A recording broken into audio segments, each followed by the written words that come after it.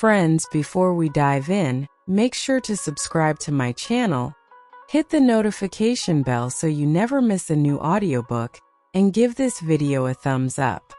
Thank you in advance. Scheherazade. The night before the first story, the wind that swept down from the jagged, moon-pale mountains and across the dunes of this ancient kingdom was a thief. It did not steal gold or silks, it stole sound. It stole hope. It carried away the laughter that once echoed in the bustling souks of the capital, leaving only the hollow rasp of sand against sun-baked clay. It hushed the songs of the water sellers and the poets in the courtyards, replacing them with the low, constant whisper of fear. This was the kingdom of Shahryar, a realm of two suns. One a merciless ball of fire that ruled the azure sky, and the other a cold, smoldering star of bitterness that sat upon the peacock throne. Once these lands had been a symphony. The fountains in the palace garden sang a continuous, liquid melody. The looms in the weavers' quarters clacked a rhythmic percussion. Lovers' whispers in the jasmine-scented night were a sweet, secret harmony. But the music had died. The great Sultan Shahryar, a man carved from the very bedrock of honor and strength, had returned from a prolonged campaign to a truth so venomous it had poisoned the very air he breathed. His queen, the woman whose smile he had believed was his sanctuary, had woven a tapestry of betrayal with other men, turning their shared chambers into a stage for her deceit. The love that had been the cornerstone of his world was revealed to be painted on a canvas of lies, and in his rage and grief, he did not merely execute her. He shattered the cornerstone for the entire kingdom. His decree was as simple as it was monstrous. To ensure he would never again be betrayed, to wall his heart in an impenetrable fortress of ice, he would take a new bride each evening. He would grant her a single night as his queen, and with the first cruel light of dawn, she would meet the executioner's blade. A new wife, a new death, a daily sacrifice to the god of his wounded pride. The kingdom watched, first in disbelief, then in horror, and finally in a numb, silent acquiescence. The palace, a magnificent structure of white marble and lapis lazuli that once gleamed like a mirage of paradise, was now a mausoleum for living hopes. Its famous gardens, where peacocks once fanned iridescent tails, now seemed to hold their breath, the blossoms bowing their heads as if in mourning. The scent of night-blooming jasmine, once an aphrodisiac, now hung heavy in the air, the perfume of a funeral shroud. The city below adapted to its new soundless reality. Mothers hid their daughters, their faces pale with a dread more chilling than any plague. The vibrant dyes of the market awnings seemed to fade, as if the color had bled out of the world along with its joy. The only figures who moved with purpose in the shadow of the palace were the silent, black-garbed guards who escorted the trembling, veiled brides to their fate each evening, and the somber cleaners who scrubbed the courtyards before the sun could witness the stains of the day's justice. Shahryar himself was no longer a man. He was a storm contained in human form. He sat on his throne, his eyes, once said to reflect the wisdom of the stars, now held only the flat, dead sheen of a frozen lake. He presided over a court of ghosts, his nobles speaking in hushed tones, their eyes never meeting his for too long. He was the heart of this silence, a king who had traded his people's love for their terror, and in the deep, scarred caverns of his soul, he believed it was a price worth paying. For in the silence there could be no lies. In the stillness of death, there could be no betrayal. The wind, the eternal thief, agreed, and it carried the silence across the dunes. A curse whispered from one horizon to the other. In a high chamber of the Grand Vizier's residence, A single defiant light flickered against the oppressive darkness of the kingdom. This was the sanctuary of Scheherazade. While the city slept a fitful sleep, haunted by nightmares of the dawn, she was awake, her world illuminated by the gentle dancing flame of an oil lamp. The room was a testament to a mind that refused to be silenced, a fortress of intellect and imagination. Scrolls of papyrus and bound volumes of vellum were stacked like terraced hills against the walls, their leathery smells mingling with the faint, sweet scent of sandalwood and dried roses. These were her companions, her teachers, her secret army. She was the eldest daughter of the Grand Vizier, the man tasked with the grim duty of procuring the king's brides, a duty that was slowly carving hollows of despair into his face. But Scheherazade was not like the other noble daughters, who concerned themselves with embroidery and potential suitors from safe, distant lands. Her beauty was not the fragile, painted kind displayed in court. It was a deep, resonant beauty that emanated from within. Her eyes, the color of dark amber, held a light of profound knowing, as if they had witnessed not just the events of one life, but had read the accounts of 1,000. Her hair was a cascade of night, falling in soft waves over her shoulders, catching the moonlight that streamed through the lattice window and holding it captive in its depths. Tonight, she wore a robe of the simplest indigo silk, a material that whispered against her skin as she moved, its texture a silent poem of sensation. She was tracing the intricate, gilded letters of an epic poem from a lost civilization, her slender fingers, adorned only with a single silver ring engraved with an owl symbol of wisdom, moving with a scholar's reverence. She did not just read the stories, she absorbed them. She felt the desert sun on the hero's neck, the salt spray on the sailor's lips, the desperate, aching love in the princess's heart. She believed, with an unshakable faith that baffled her more pragmatic father, that stories were not mere entertainment. They were the lifeblood of the human soul.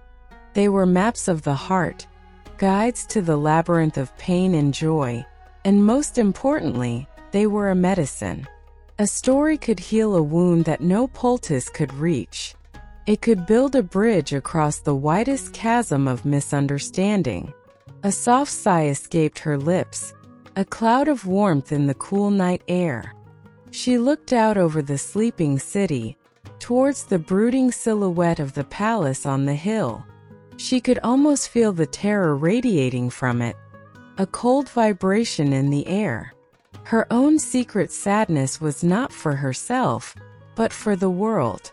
For the girls whose stories were being brutally cut short, their final chapters written in blood on the palace stones. For a kingdom learning to live without music.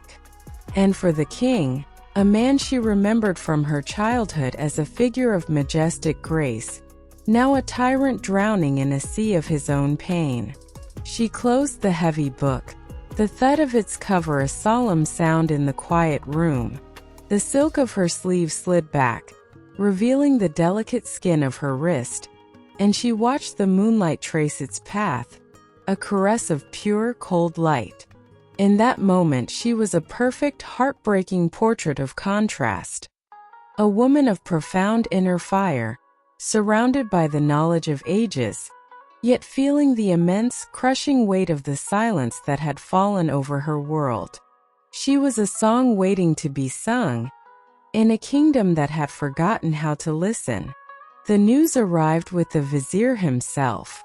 Scheherazade heard his step on the marble staircase, not the firm, measured tread of the second most powerful man in the kingdom, but the shuffling, heavy gait of a man carrying an unbearable burden.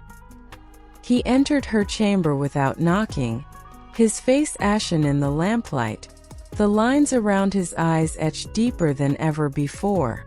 "Daughter," he began, his voice a dry rasp. He could not meet her gaze. "The baker's daughter." "Nor," A sweet girl. She is to be presented to the king tonight. The words hung in the air, thick and suffocating. Scheherazade saw the girl in her mind's eye, Noor with flour often dusted on her nose, who had a laugh like the tinkling of little bells and who secretly left fresh, warm bread on the steps of the orphanage each morning. A girl whose life was a simple good story, now to be ended after a single terrifying night. A stillness settled over Scheherazade. The sorrow in her heart did not recede. It transformed, hardening in the furnace of her resolve into something diamond-sharp and unbreakable. She looked from her father's tormented face to the tower of books beside her, her army. The stories of brave women, of cunning adventurers, of lovers who defied fate, seemed to lean in, whispering their encouragement. "Father," she said, her voice unervingly calm, a still pool in the heart of a storm, "you will present me to the king." The vizier's head snapped up, his eyes wide with pure horror. "No, by all the gods, no, Scheherazade. Do not speak such madness. I have lost enough. I will not lose you.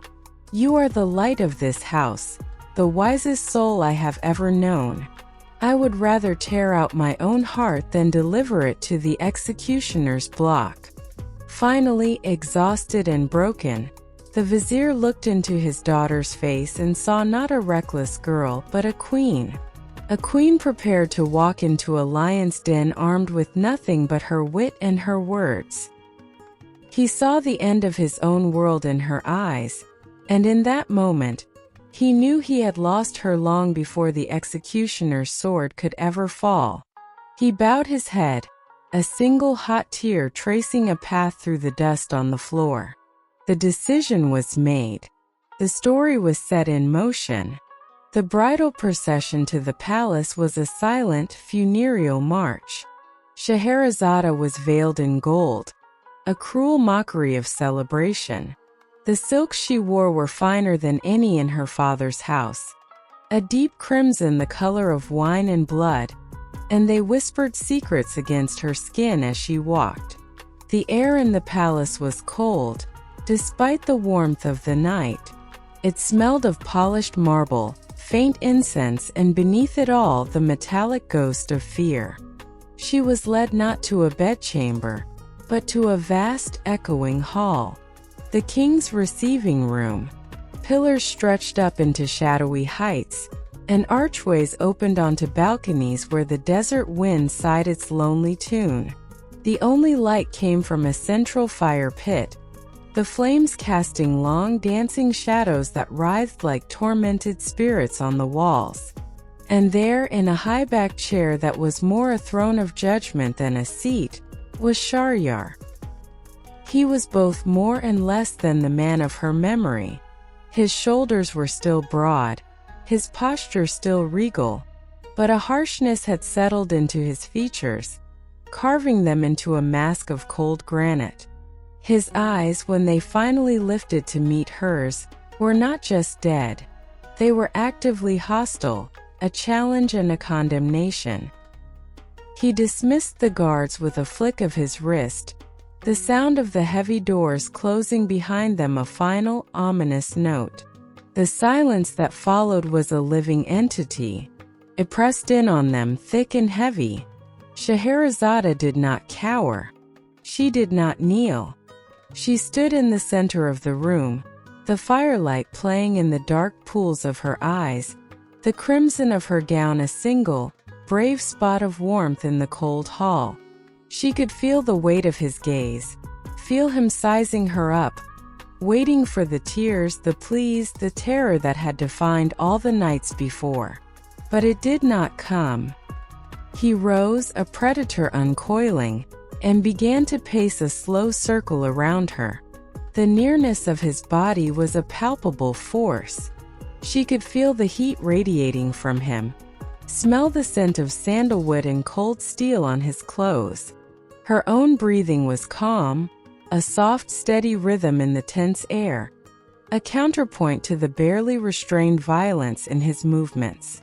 So, his voice was a low rumble like distant thunder. You are the Vizier's daughter, the scholar. He thinks to offer me his most prized possession to save his own neck from my displeasure. She turned her head slowly, meeting his gaze as he completed his circle. My father offers nothing. I demanded to come, and I am no one's possession, my king. I am Scheherazade. Her use of her own name, spoken with such quiet authority, gave him a moment's pause. The script was wrong. You are a fool, then, he countered, his voice dripping with scorn, though a flicker of something curiosity crossed his features. Do you think your learning makes you different? That it will save you? Death makes all women the same. I do not seek to be different, she replied, her voice soft yet clear, carrying through the vast space. I seek only to understand. I have read of your campaigns in the northern passes. I have studied the irrigation laws you implemented in the farmlands to the east. The man who did those things was a man of strategy, of justice, of vision. I look at you now, and I wish to understand what became of him. It was not a plea. It was not flattery. It was a statement simple and direct, and it was a blade that slipped perfectly through a crack in his armor. He stopped his pacing, his back to her, his shoulders rigid. She had not addressed the tyrant. She had addressed the king he used to be. She had disarmed him not with a weapon, but with a memory of his former self. The sensual tension was no longer about physical threat, but about the intimacy of this psychological unmasking. The space between them crackled with it. The shadow of his form, cast large upon the wall by the fire, seemed to loom over her own, a visual representation of the immense power he held over her life. Yet, in the quiet confidence of her stance, in the unwavering light of her eyes, it was unclear who was truly casting the larger shadow. The silence had been broken, not by screams, but by a quiet question, and in its wake, the atmosphere shifted from one of certain death to one of terrifying, uncertain possibility. The king turned to face her, and for the first time in a year, the flat deadness in his eyes was gone, replaced by a complex, swirling storm of confusion, anger, and a profound, weary astonishment. No one had spoken to him like this since the betrayal. They either trembled before him or offered hollow, sycophantic praise. This woman, this Scheherazade, stood before him as an equal in spirit, if not in title. She saw the ghost of the man he had been, and in doing so, she made that ghost feel painfully, vividly present. The man I was is dead, he said, but the words lacked their former conviction. They sounded hollow, a line from a tired play. Are we not the sum of our stories? She asked, taking a single, graceful step forward. The scent of jasmine from the gardens outside seemed to follow her, a delicate intrusion into the sterile, masculine space. And when one story ends, does that mean no other can begin? He watched her, truly watched her. He saw the intelligence in her gaze, the graceful line of her neck, the way her hands were clasped peacefully in front of her, not wringing in fear.